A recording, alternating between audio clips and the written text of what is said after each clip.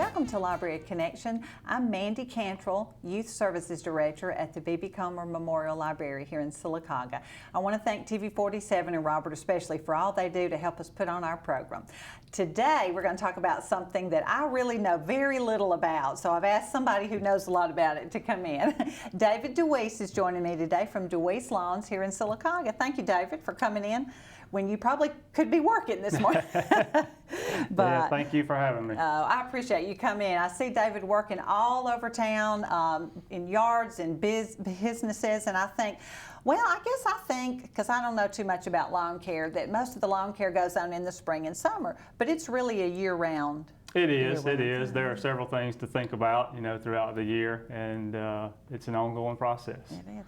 Well, before we really get into that, tell us who you are and what brought you to Sylacauga. Well, my name is David DeWeese. I'm originally from Starkville, Mississippi, where I attended Mississippi State University and received my bachelor's degree in agronomy with an emphasis in golf and sports turf grass management. I initially started out in the golf course business. After I graduated, I went to Alexander City, Alabama, and worked as an assistant superintendent at Willow Point Golf and Country Club for 4 years, and then was offered the superintendent position down at Farm Links here in Sylacauga, where I also did an internship while I was in college. And I took the superintendent job there. I was there for 6 years, and after that, I decided to start my own business, DeWeese Lawns. So that's how I got going with that. And I'm also married to a native here in Sylacauga, Michelle Kynes. We've been married for 10 years and have 2 great kids, Landon, who is 8, and my little girl, Emmy Ruth, who is 2. And they are precious, I can say that. We go to church together, and I'm very familiar with your kids and your family. Y'all are a wonderful family. Come in the library to get books. I'm excited about that. Your little girl is just learning what that's all about. Yeah, they enjoy that. Landon really likes to come in there and look around and get the books. So. Well, I'm glad. Well, like I said, I see you all over town, even now. And I thought about you during all the rain and all the other people working in yards and lawns and things like that going on.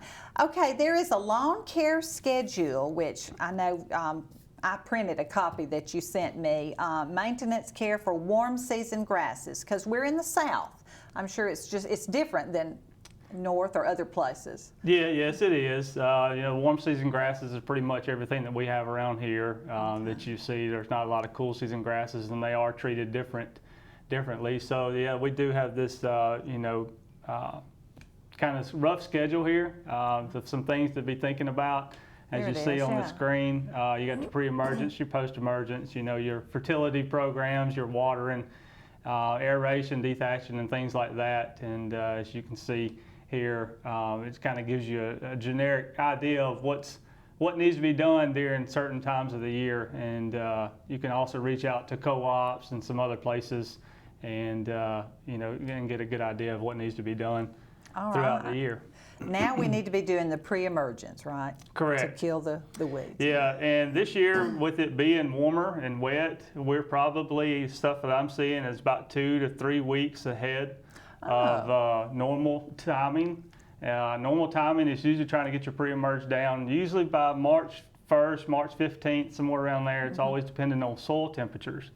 And the biggest thing with soil temperatures, crabgrass is the #1 weed that we try to fight around here, and it's usually germinating around 54, 55 degrees in the soil temperature. So it's really time to start thinking about getting your pre-emergent down and get that barrier down so that you don't have to fight that weed all summer long. Now, is that something you do once and you're done? No. No, and every applicator is a little bit different. Some people split it up a little bit, but the biggest thing is you want to have one in the spring and one in the fall. Okay. And so your spring is your crabgrass preventer and stuff like that you see. So that takes care of your summer weeds, and then you've got another one that's in the fall. Usually around September 1st, and that's to take care of your clover and your henbit and the wild onions and stuff like that. Okay. But with rain and things like that, those chemicals tend to break down, and sometimes you need to have a third or fourth application to have that longevity there.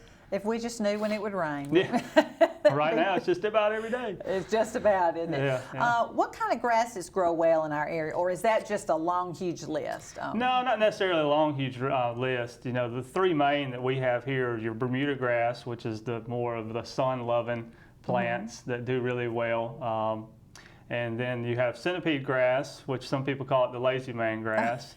It does better in sun, and it'll handle a little bit of shade. But if you have a lot of shade, zoysia grass is the way to go with it, and it's a more slowing, growing type grass. But those are the three main ones that we have in our area. So I know it has to do with the sun and the shade, but it also has to do with the kind of soil you have. And can we have our soil tested? Yes, you can have your soil tested, and I highly recommend it. You know, because our pHs can be way off, and if the pH isn't correct, then there's things that we can do to correct the pH and to get them correct where they need to be, and they need to be, you know, somewhere around 6.0 to 6.5. Okay. You can have that tested at Auburn University or Mississippi State. You know, you can get online and just Google those universities with soil testing, and you can send them in for like $7 a piece. And they'll give you a pretty extensive report. Wow. And you might have to send it to somebody else to see what needs to be done and what needs to be applied. Yeah, there's the Auburn Soil Test website. I think we did this probably several years ago, but it's very simple. You just get, I mean, they tell you how to do it. Yes, it's all online. And I mean, they give you a form and you fill it out. And on the form, they actually tell you the steps to do it, how deep to go, and the proper amount to send in so they can have enough to be tested. Right. And then you get a report back telling you what you might need to add. Yes, and the number one thing, like on the pH, is usually a lime, you know, to adjust that pH to the proper level. Okay. What kind of diseases are pests are real common in our area? As far as lawns go, the most I see is either brown patch or dollar spot, and those can attack all the warm season grasses. And it's really best to have a professional come and diagnose it that way that you can put out the proper thing. And there's also some testing that can be done there that you can send up to the Botanical Gardens in Birmingham, and they have a lab there where they can actually test it and tell you exactly what you have. That way you can have the proper diagnosis and put out the proper chemical to take care of it. But there's also insects, you know, as far as pests go. To define a pest is anything that's unwanted, really. Well, that's true. You know, I mean, Bermuda grass can be a pest in a flower bed. Well, that's true. I never thought of it that way. Yeah, so, but there's lots of insects that attack plants. You know, azaleas, they're pretty well known for getting lace wings, and there's some insecticides and some systemic insecticides that you can put on those plants to where they'll absorb it and take it all the way through and protect those plants from those pests. Really, we just need information on what we need to do, and then do it. Great. So we need to fertilize the pre-emerge, and you've got post-emerge fertilization. All of that goes on all year round. It does. You know, and your pre-emergents are there to, what I like to say, help weed control. I don't ever guarantee a 100% weed-free lawn, because it's almost impossible. Right. And if your next door neighbor, I've got a picture that shows to where on the right side it's a lawn that's treated, and on the left side is a lawn that's not treated. And as you can tell, that's, you know, this time of the year. And that's a little low area in between the two. So you're going to always have those weed seeds from that left that encroach into the right, and so there's always that kind of barrier there, and weed pressure. But that's just a great example right there of, you know, of having something treated versus not. And the great thing about being a treated lawn, you don't have to mow weeds all summer. I mean, all winter long. That's true. That's true. Well, now you mentioned grass cutting, mowing. I've heard different things. You know, my husband thinks you don't cut it very low. Some people cut it very low. Any tips on grass cutting? Yeah, I mean, each grass has its own likings, and if you do some research on Bermuda grass, it actually says a little bit lower than my recommendations, because I mean, we don't have the equipment to be able to cut it, you know, at a ½ inch or an inch or anything like that. So my recommendation on all the grasses, the Bermuda grass, the zoysia grass, and the centipede grass, is 2 to 2.5 inches. Okay. And that just helps block all sunlight out to the soil to where your weeds are once again. and can help prevent them from germinating. Well, great. We're going to pause for a commercial break, and we'll be right back and talk some more with David. Hot under the collar because your basement is full of water? Call a local company you can trust. Ox Foundation Solutions. We use the most advanced water management system to stop water from invading your basement for good. Things feeling a little uneven at home? Ox Foundation Solutions will fix your uneven concrete sidewalk, driveway, or basement in no time. Ox Foundation Solutions has the best plan to keep your home safe. If you are experiencing any issues with your sidewalks, basement, crawl space, or foundation, get a free estimate from Ox Foundations. Coosa Valley Medical Center, one of the top 10 hospitals in Alabama, is also Sylacauga's largest employer. Services from the emergency room to surgery to cancer treatment to post-stroke care. You won't believe what's right in your backyard. It's Coosa Valley Medical Center in Sylacauga. So, if you're sick in Alabama, choose one of the top 10 hospitals in Alabama. That is Coosa Valley Medical Center. Marble City Pharmacy in Sylacauga is your destination for the highest quality health care. Our knowledgeable pharmacists are always available for questions about your medications or advice on taking over-the-counter products and supplements. Our friendly staff can assist you in choosing from our full lines of compression hose and medical equipment. And don't forget our gift department. We have a great selection of unique gifts for every occasion. Stop by and see us today. Marble City Pharmacy, here for life. Welcome back to Library Connection. I'm talking with David DeWeese, the owner of DeWeese Lounge. You've probably seen his truck all over town working, and he and his guys. And before we talk a little bit more, David, I just want to tell, I know the internet is a good place to find research. Finding a professional is a great way to find what to do to your lawn to have it look the way you want it to look. We also have a lot of books at the library, Landscape Problem Solver, Tough Plants, Better Lawns, Step by Step, Natural Lawn Care, lots of good books. If you want to just take a book home and look through it, look at some plants, you look at some grasses, things like that, and get a little a plan of what you want to do. But now, David, let's see, what are we talking about? I hate to even mention trying to water your plants and grass because we've had so much rain, but come summertime when it's hot and very hot and doesn't rain for days, how often do we water? What about irrigation systems, things like that? Yeah, kind of a good general guideline is during the growing season, which is pretty much May through August, even into September. Okay. You want to try to give your lawn at least a ½ inch, but it's better to have it around 1 inch of water. Okay. If you have an irrigation system. Now, if it's raining and we're getting that, there's no reason to run irrigation systems. Okay. And I've seen irrigation systems running during the rain, which we really haven't set on the timer. Don't want to do that. But another thing too, a lot of people want to water in the afternoon, and it's really best to water really early in the morning, anywhere from like 4 o'clock in the morning to 7 o'clock in the morning. Okay. That way, that water is not evaporating really quick and through the sun, and it's actually getting down in the soil. And you want to water deep. And what I mean by deep is not run your irrigation cycles for 5 minutes. Run it for 20 or 30 minutes. And that way it's getting a good soaking down through the soil. And it's a whole lot more beneficial there than it is just in that top little 1/4 inch, because it'll evaporate the next day, if not that afternoon. Oh, wow. Okay, yeah. Well, now we've talked a lot about grass. What about plants and shrubs? When is the best time to plant those? I know it's spring. It might not be the best time. Yeah, and a lot of people think that springtime is the best time to plant, but it's when it's actually the fall and winter. And the reason for that is when you plant them in the fall and winter, you give that plant an opportunity to adjust to the climate. Sometimes they'll come straight out of a greenhouse. Okay. And of course, they're in that environment where it might be 70 to 80 degrees, and they'll get a little bit of a shock. Coming out into the winter, but it's actually a little bit better than going into the 90-degree temperature. Hot. But it gives that plant an opportunity to establish roots and get settled into the soil, versus the spring or summer, where if you plant in spring and going into the summer, you're constantly having to water that plant.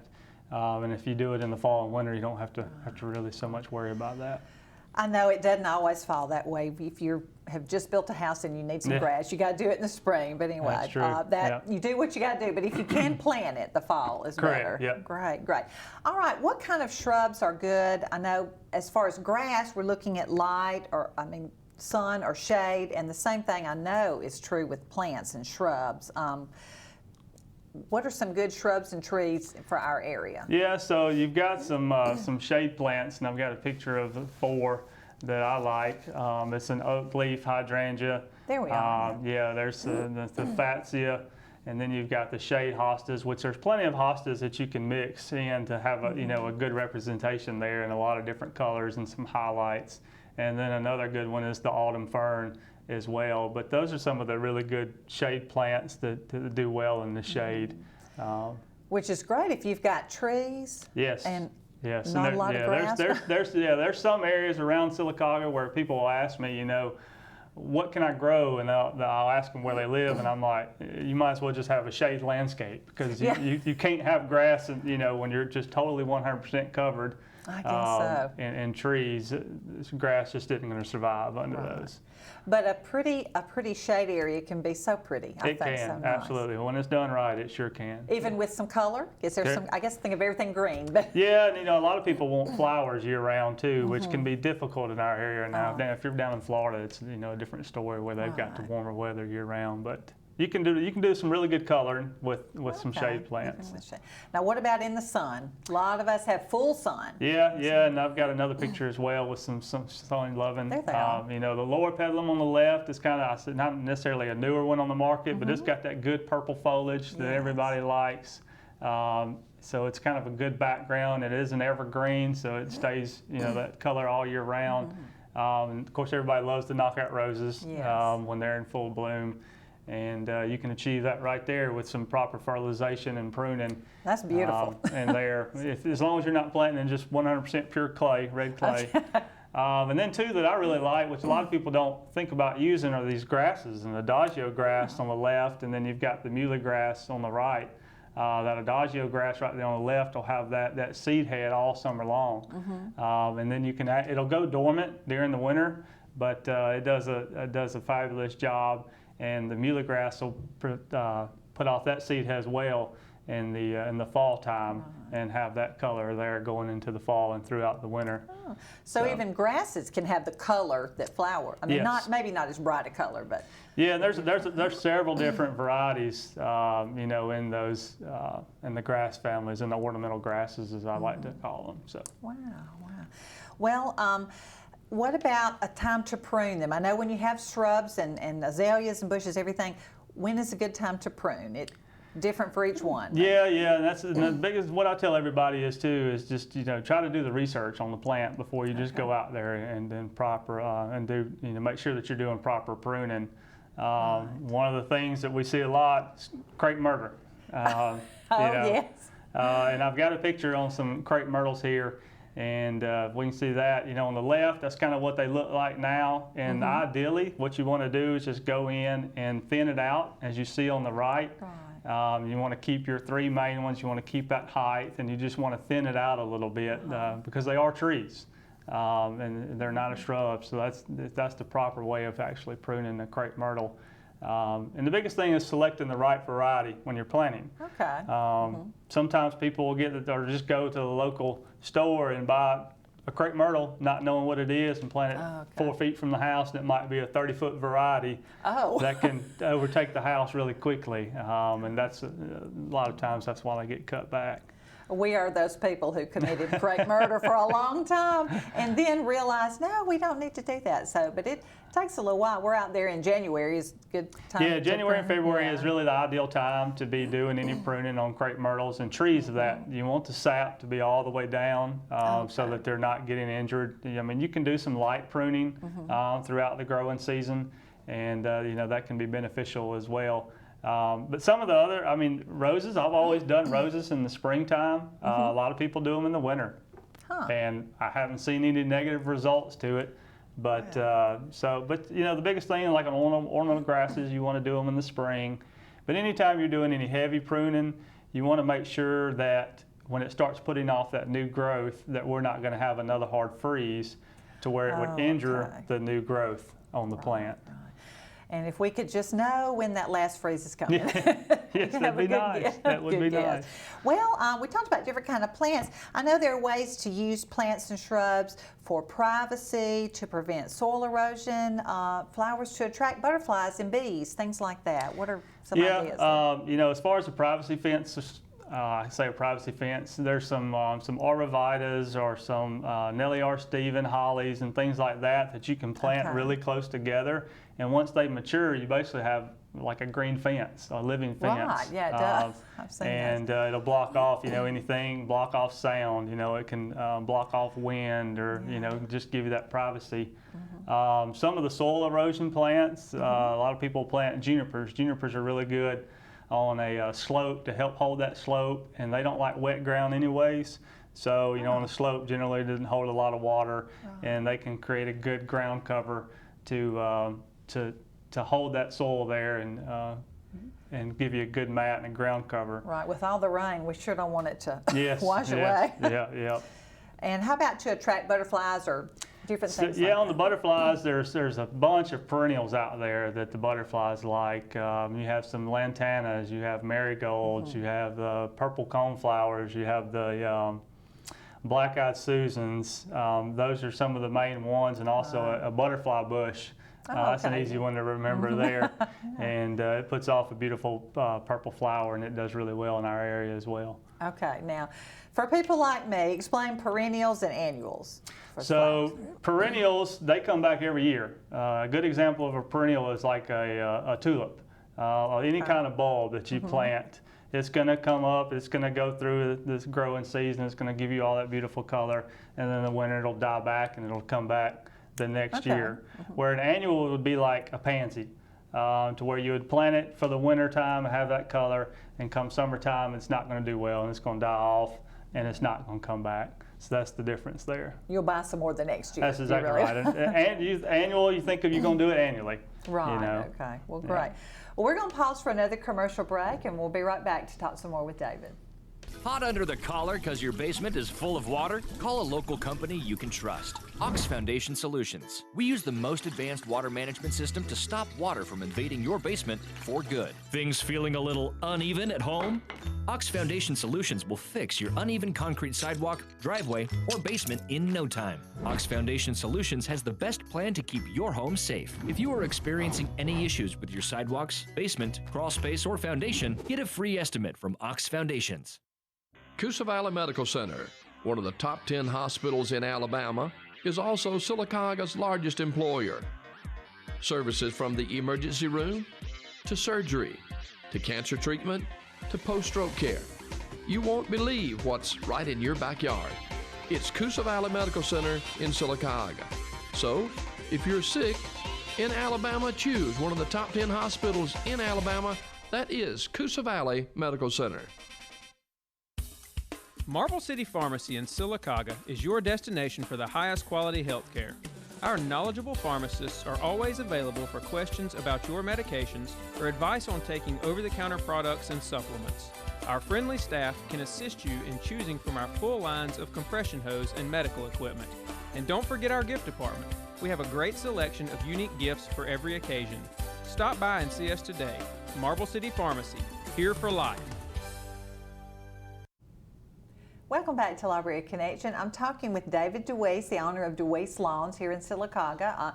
Now, if they need to get in touch with you, if they have any questions, you're on Facebook, is that correct? Yes, ma'am. You can just look up DeWeese Lawns on Facebook, and you should be able to find me there. Or if you see me just running around town, it's on the back of my window in my trucks. Right. So I will say your website is really good too. It's I know you're working on that. Yeah, I try to keep some relevant pictures and things like that, stuff that's going on, but sometimes I have a tendency to get a little busy and get behind on some of that. Wow, that's okay. Because I know you also take care of some of the ball fields and things like that. Yeah, I take care of the baseball field, the softball field, and then the soccer field right now. So that's keeping me pretty busy right now. They're getting ready to kick off their season this week.